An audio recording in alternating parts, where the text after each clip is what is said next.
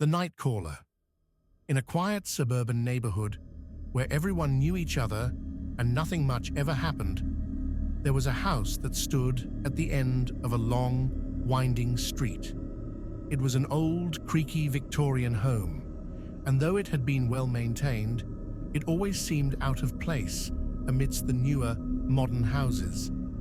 The locals whispered that it was haunted, but no one ever really knew for sure. The house was owned by Mrs. Henderson, an elderly widow who had lived there alone for years after her husband passed away. She was a kind woman, though a bit reclusive, and everyone respected her privacy. But over the past few months, something strange had begun happening at her house. Every night, just after midnight, the phone in Mrs. Henderson's home would ring. No matter how many times she changed her number or unplugged the phone, the ringing persisted. The calls were always the same: silence on the other end, followed by a faint, raspy breathing. Mrs. Henderson would hang up, but the calls would come again, each time more insistent. She tried to ignore it, telling herself it was just a prank, but the fear gnawed at her. Who was calling her in the dead of night, and what did they want? One evening, she confided in her neighbor, a young woman named Emily. Concerned, Emily offered to stay the night with Mrs. Henderson to see if she could help. That night, as they sat together in the dimly lit living room, the phone rang at exactly 12:01 a.m. The shrill sound cut through the silence, and Mrs. Henderson's hand trembled as she reached for the receiver. Emily gently took the phone from her and answered, "Hello?" There was no response, just the same eerie, raspy breathing.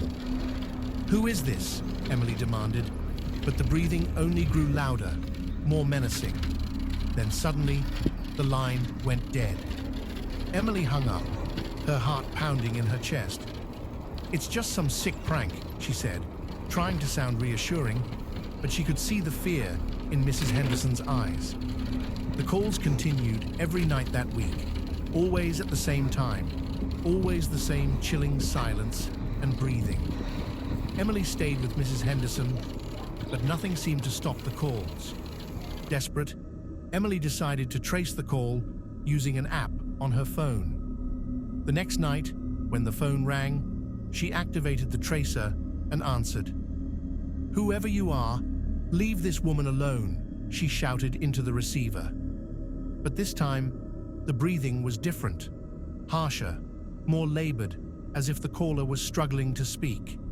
Then, in a voice barely above a whisper, she heard it. "I'm here."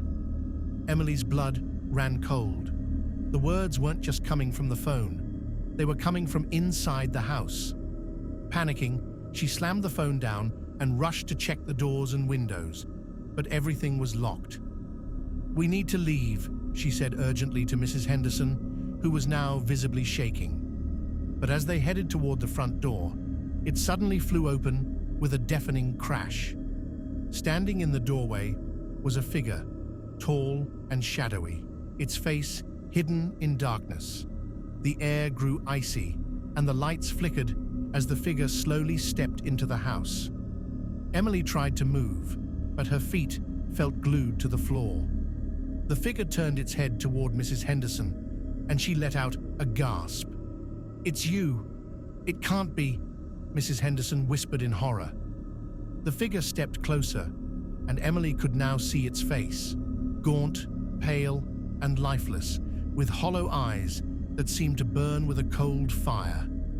It was the ghost of Mr. Henderson, but twisted, distorted by some malevolent force. "I've been waiting so long," the ghost rasped, its voice echoing from the depths of the grave. Mrs. Henderson collapsed to the floor, sobbing, as the ghost reached out a skeletal hand. "Come with me. It's time," it whispered. Emily tried to pull Mrs. Henderson away, but the ghost was too strong. It dragged her toward the darkness, and as they crossed the threshold, the door slammed shut, trapping Emily inside the house. The room plunged into darkness, The only sound, the rhythmic, chilling ticking of an old grandfather clock. Emily ran to the door, but it wouldn't budge. Then the phone rang again. Louder, more insistent than ever. Trembling, Emily picked up the receiver. "Who is this? What do you want?" she cried, her voice breaking.